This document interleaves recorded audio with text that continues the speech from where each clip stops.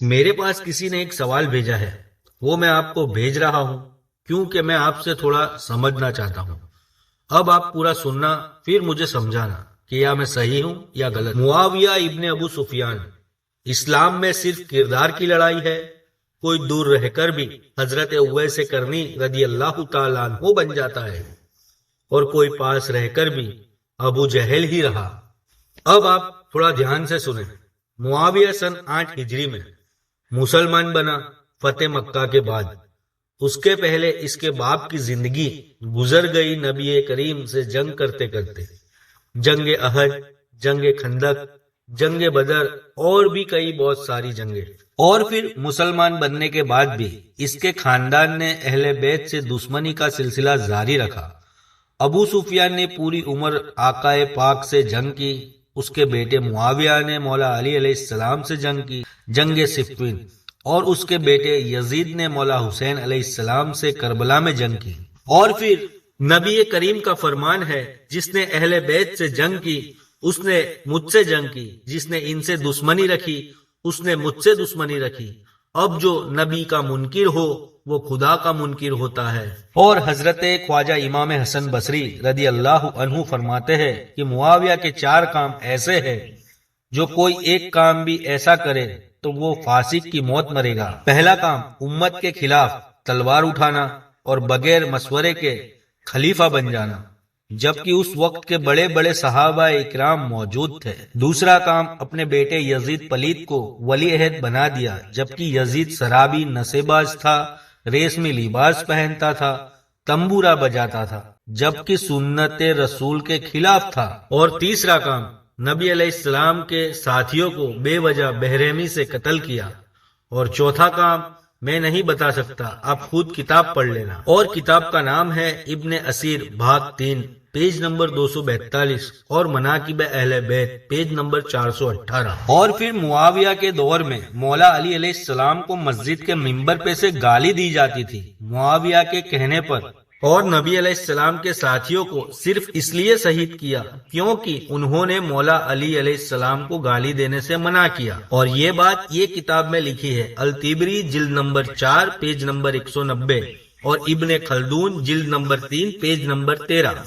اور پھر آپ آگے سنیں، حضرت ابو بکر رضی اللہ عنہ کے بیٹے حضرت محمد ابن ابو بکر رضی اللہ عنہ کو معاویہ نے شہید کروایا۔ اور یہ اسکرین پر آپ کو جو کتاب کا نام دکھ رہا ہے، والیوم نمبر اور پیج نمبر، اس کتاب میں یہ لکھا ہے۔ اور پھر جنگ صفین میں معاویہ نے بہت سے صحاباؤں کو شہید کروایا، جس میں سب سے عظیم صحابی حضرت عمار یاسر بھی تھے، جن کے بارے میں نبی کریم نے فرمایا، اے عمار، تمہیں ایک باغی جماعت قتل کرے گی۔ اور یہ اسکرین پر آپ کو جو کتاب کا نام دکھ رہا ہے، والیوم نمبر اور پیج نمبر، اس کتاب میں یہ لکھا ہے۔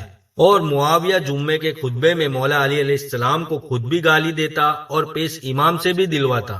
اور سنانے جاؤں اور بھی بہت سارے کارنامے ہیں ان کے، بہت سی کتابوں میں درج ہے۔ اور کچھ لوگ کہتے ہیں کہ کاتب وحی ہے، کچھ لوگ کہتے ہیں امام حسن سے صلح ہو گئی تو ہم کون ہوتے ہیں کچھ کہنے والے۔ تو بھائی، صلح کس شرط پہ نہیں ہوتی؟ اور اگر ہوتی بھی ہو تو بتاؤ، مولا حسن علیہ السلام نے 13 شرط رکھی تھی، کیا وہ پوری ہوئی؟ اور یہ ساری باتیں سوچنے اور سمجھنے والی ہے۔ اور لگ بھگ 1,75,000 صحابہ اکرام ہے، لیکن آخر کیوں ان حضرت کو بڑا چڑھا کر پیش کیا جاتا ہے؟ کیوں مولوی صاحب کی زبان پر انہی کا نام رہتا ہے؟ آخر کیوں شہادت مولا حسن علیہ السلام بیان نہیں ہوتا؟ جب ایک صحابی نے انہیں خبر دی کہ امام حسن علیہ السلام شہید ہو گئے تو یہ کہتا ہے، حسن ایک کوئلہ تھا جسے اللہ نے بجھا دیا، استغفر اللہ۔ اور پھر مولا حسن کے شہید ہونے کی خوشی میں سجدہ شکر ادا کیا، استغفر اللہ۔ یہ بھی اس کتاب میں لکھا ہے، آپ اسکرین پر دیکھ سکتے ہیں۔ اور نبی پاک نے کہا، حسن مجھ سے ہے، میں حسن سے ہوں، جس نے اسے تکلیف دی اس نے مجھے تکلیف دی۔ حسن میرا بیٹا ہے۔ اس ہستی کی شہادت پہ سجدہ شکر کرنے والے کو آپ کیا مانو گے؟ اور آج کے دور میں ان کے نام کی مسجدیں، ان کے نام کے عرس منائے جا رہے ہیں۔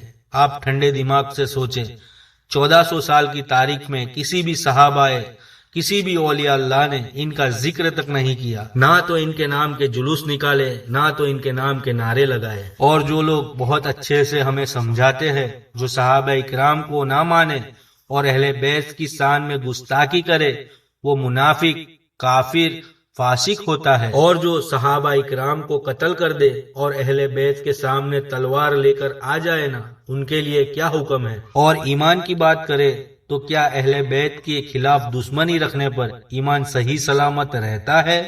اور آج 15 شعبان معظم یہ وہی مقدس رات ہے جب اللہ تعالی رحمت کے دروازے کھول دیتا ہے، رزق، زندگی اور موت کے فیصلے لکھے جاتے ہیں، اور مغفرت ہر گنہگار کی طرف بڑھاتی ہے۔ یا اللہ، اس برکت والی رات کے صدقے نبی علیہ السلام کے وسیلے سے، مولا کائنات مولا علی علیہ السلام کے وسیلے سے، بی بی فاطمہ الزہرا سلام اللہ علیہا کے وسیلے سے، اور پورے اہل بیت علیہ السلام کے صدقے ہمارے گناہوں کو معاف فرما اور ہماری مانگی گئی دعاؤں کو قبول کر اور ہمیں محبت اہل بیت پر قائم رکھ۔ آمین یا رب العالمین۔